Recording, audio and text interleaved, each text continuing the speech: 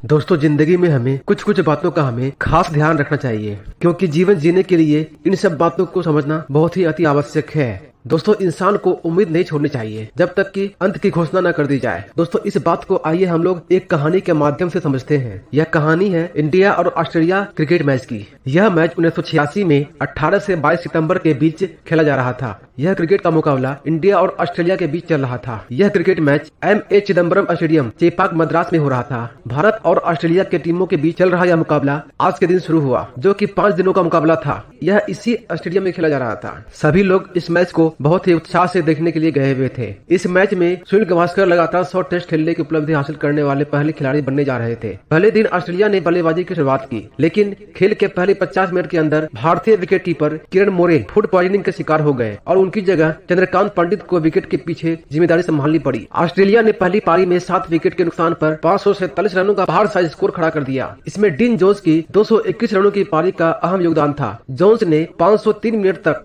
Wicket पर टिके रहकर 330 गेंदों का सामना किया और 27 चौकों तथा 6 छक्कों की मदद से टेस्ट मैच में ऑस्ट्रेलियाई द्वारा भारत में सबसे ज्यादा रनों की पारी खेली। वे बल्लेबाजी करते हुए इतने थक गए थे कि उन्हें अस्पताल ले जाना पड़ा। उस समय हमारे हीरो रहे गावस्कर दर्शकों की उम्मीद पर खड़े नहीं उतरे। उन्होंने 8 रन बनाए, जब ऑफ स्पिनर ग्रेग मैथ्यू ने अपनी ही गेंद पर कैच लपककर उन्हें पवेलियन लौटा दिया। भारत अपनी पहली पारी में किसी तरह 397 रनों के स्कोर तक पहुंचने में सफल रहा, लेकिन ऑस्ट्रेलिया ने दूसरी पारी में 170 रन बनाने के बाद मैच के अंतिम दिन भारतीय टीम के सामने जीत के लिए 348 रनों का लक्ष्य रखा। 4 दिन तक मीडिया में टीम की खिंचाई होने के बाद टीम इंडिया ने जोश के साथ इस चुनौती का सामना करने मैदान में उतरी। गावस्कर ने 90 रन बनाए, महेंद्र अमरनाथ ने 51, रवि शास्त्री ने 48, मोहम्मद अजरुद्दीन ने 42 और श्रीकांत तथा चंद्रकांत पंडित ने 39 रन की तबातोड़ पारियां खेली। भारतीय टीम आसानी से जीत हासिल करने की हालत में पहुंच गए थे। एक समय हमें जीत के लिए केवल 40 रन की जरूरत थी, जबकि 5 विकेट शेष थे। इसके बाद 344 के स्कोर तक पहुंचते पहुंचते भारतीय टीम के 4 और बल्लेबाज धराशायी हो गए। अब जीत के लिए केवल 4 रन बचे थे और गेंदबाजी की जिम्मेदारी ग्रेग मैथ्यूज के हाथों में थी। रवि शास्त्री ने पहली गेंद पर 2 तथा दूसरी गेंद पर 1 रन बनाया। अब स्कोर बराबर हो चुका था, लेकिन शास्त्री नॉन स्ट्राइक छोर पर थे। भारत की जीत के लिए 1 रन की दरकार थी और मैथ्यूज के सामने बल्लेबाज मनिंदर सिंह थे। शास्त्री मनिंदर के पास आए और उन्हें फील्ड में मौजूद खाली जगहों के बारे में बताया। उन्होंने मनिंदर से कहा कि संभव हो तो 1 रन बनाओ, नहीं तो जोर से गेंद पर प्रहार करो। तीसरी गेंद पर मनिंदर आउट होते होते बचे। अब 3 गेंद बची थी।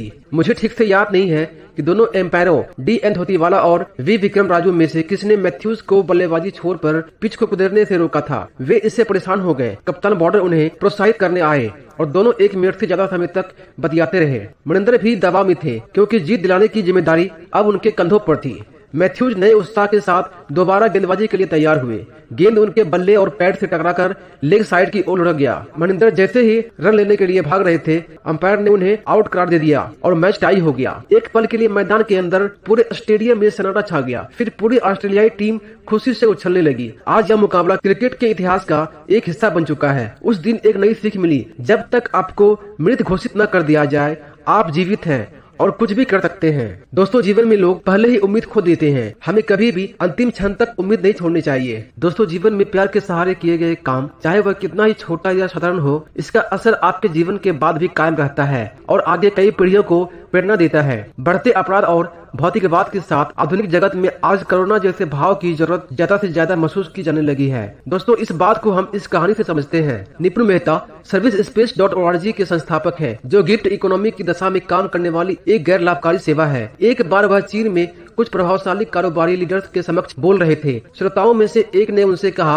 आप महात्मा गांधी के आध्यात्मिक उत्तराधिकारी विनोबा भावे के बारे में खूब बातें करते हैं कि कैसे उन्होंने समूची भारत में 80,000 किलोमीटर की पद यात्रा करते हुए लोगों को 50 लाख एकड़ तक भूदान के लिए प्रेरित किया। यह मानव जाति के इतिहास में एक असाधारण उपलब्धि हो सकती है, लेकिन वास्तव में आज कितने लोग विनोबा भावे को याद करते हैं? इसके बजाय जरा इसके बारे में भी सोचें कि कितने सारे लोग स्टीव जॉब्स और उनके द्वारा छोड़ी गई विरासत को याद करते हैं। यह सुनकर निपुण सोच में पड़ गए और उन्हें लगा कि अल्पकालीन प्रभाव के लिहाज से उस व्यक्ति का कहना सही था, लेकिन निपुण खुश नहीं थे। संभवतः इस वजह से यह तुलना 8 के दशक में रहे एक व्यक्ति और हालिया दौर के एक शख्स के बीच थी। इसी बीच फोर्ब्स पत्रिका ने एक स्टोरी प्रकाशित की जिसमें एक सवाल था, कौन दुनिया में ज्यादा बदलाव लेकर आया, बिल गेट्स या मदर टेरेसा? और उसका निष्कर्ष था बिल गेट्स। निपुण ने इसी सवाल को पुणे की एक कक्षा में बच्चों से पूछा। अधिकतर बच्चों का कहना था कि मदर टेरेसा। लिहाजा उन्होंने अगला सवाल पूछा, क्यों? जब बच्चे इसका जवाब देने के लिए हाथ उठा रहे थे, तभी उन्होंने देखा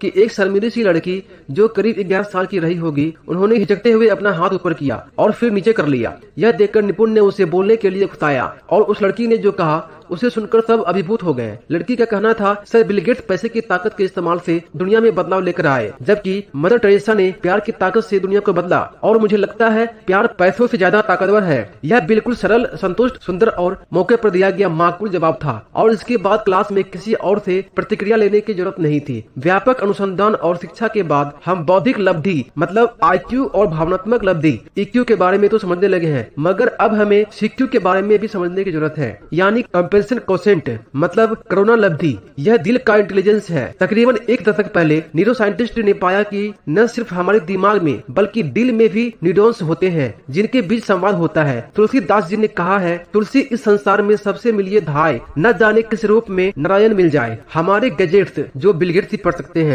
उनसे प्रेरणा महज जानकारी के रूप में आती है, कभी कभी कुछ पलों के भीतर ही, लेकिन जब सही प्रेरणा किसी ऐसे शख्स की ओर आती है जो अपनी कथनी के मुताबिक चलता है, जैसे मदर टेरेसा, तो इसका कुछ अलग ही असर होता है। यह हमारी चेतना के भीतर गहरी तक प्रभाव डालती है। यही कारण है कि हमारा दिमाग कभी भी दिल के खिलाफ नहीं जाता है। दोस्तों, जिंदगी जुझारू होती है। अगर आप इसे मौका दें तो यह खुद को दुरुस्त करने और वापस पुराने स्वरूप में लौटने की पूरी कोशिश करेगी। सृष्टि के हर जीव में अपनी पुरानी स्थिति में लौटने की ताकत होती है।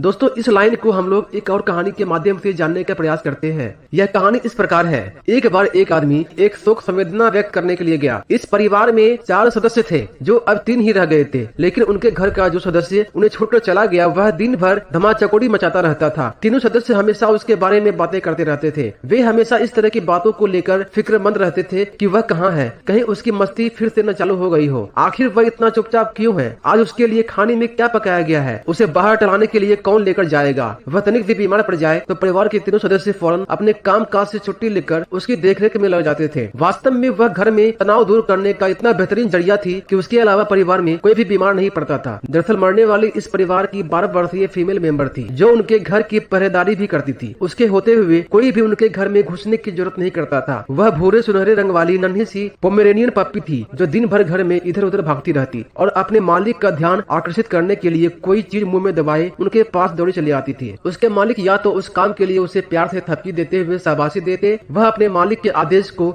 गौर से सुनती। पिछले 3 महीने से वह बहुत शांत हो गई थी। वह ठीक से न कुछ खाती थी, न घर आए मेहमानों का स्वागत करती और न ही किसी अजनबी पर गुर्राती। घर में सन्नाटा पसरा रहता। पहले तो उन्हें लगा कि वह मामूली सी बीमार है और कुछ दिनों में ठीक हो जाएगी, लेकिन जब डॉक्टर को दिखाने के बाद भी उसकी हालत में सुधार नहीं आया तो वे उसे शहर के सबसे अच्छे डॉक्टर के पास ले गए। उसके शरीर के हर हिस्से की स्कैनिंग की गई, मगर इससे भी कुछ नहीं निकला। इसके बाद वे उसे मुंबई के परेल में ले गए, जहाँ पर उन्हें पता चला कि वह क्यों कुछ नहीं खा पा रही है। पेट के भीतर किसी अंग के असामान्य वृद्धि की वजह से उसका पेंक्रियाज दब गया था, जिसकी वजह से भोजन आगे नहीं जा पा रहा था। उसका ऑपरेशन किया गया। उसके पेट के भीतर कोई ट्यूमर जैसा बन गया था, लेकिन डॉक्टर उस वक्त यह बताने की हालत में नहीं थे कि कहीं उसमें कैंसर तो नहीं है। वह बेचारी पप्पी चुपचाप रोती रहती। डॉक्टर ने उस परिवार को बताया कि वह भयंकर पीड़ा से गुजर रही है। परिवार वाले भी उसे इस हालत में देख नहीं सकते थे, लिहाजा उन्होंने डॉक्टर से उसका उपचार बंद करने की गुहार लगाई ताकि वह शांति से मर सके। वह व्यक्ति उस शोक सभा से वापस आया और अपने कंप्यूटर को लॉग ऑन करके बैठ गया। हरियाणा के सिरसा में रहने वाले कार्टूनिस्ट मोनिका गुप्ता ने अपने फेसबुक पेज पर तुलसी के पौधों की एक तस्वीर पोस्ट की जो ठंड में पानी न देने की वजह से सूख गया। इसमें एक भी पत्ती नहीं बची थी। मोनिका उसकी जगह पर एक नया पौधा लगाना चाहती थी, लेकिन उस शाम मौसम खराब होने की वजह से वे बाहर नहीं जा पाई, लिहाजा उन्होंने गमलों को यूं ही छोड़ दिया। 3 दिन बाद मौसम थोड़ा ठीक होने पर उन्होंने देखा कि तुलसी के उस सूखे पौधों की टहनियों पर हरी हरी नई नई कोपलें उगाई है। मोनिका यह देखकर खुश थी कि पौधा पौधा वापस अपनी पुरानी स्थिति में आने लगा है। उन्होंने तुरंत गमले में पानी और कुछ खाद वगैरह डाली। उन्हें इस बात की भी खुशी थी कि उन्होंने 3 दिन पहले पौधों को मरा हुआ समझकर उसे जड़ से नहीं उखाड़ा। तभी उस व्यक्ति को उस शोक सभा में गए हुए पप्पी का ख्याल आया जो बीमार पड़ा हुआ था। यदि उस पप्पी का उपचार बंद नहीं किया जाता तो हो सकता है कि वह ठीक होकर वापस अपनी पुरानी स्थिति में लौट आती या नहीं भी लौटती, लेकिन इस बारे में डॉक्टर ही बेहतर सलाह दे सकते हैं। दोस्तों, इस कहानी से हमें यह सीख मिलती है कि हमें अपने जीवन में उम्मीद नहीं छोड़नी चाहिए और जब तक सांस है तब तक आस है। दोस्तों, आपको यह कहानी कैसी लगी हमें कमेंट करके बताएं। मिलते हैं अगली वीडियो में। अपना ख्याल रखिएगा। धन्यवाद।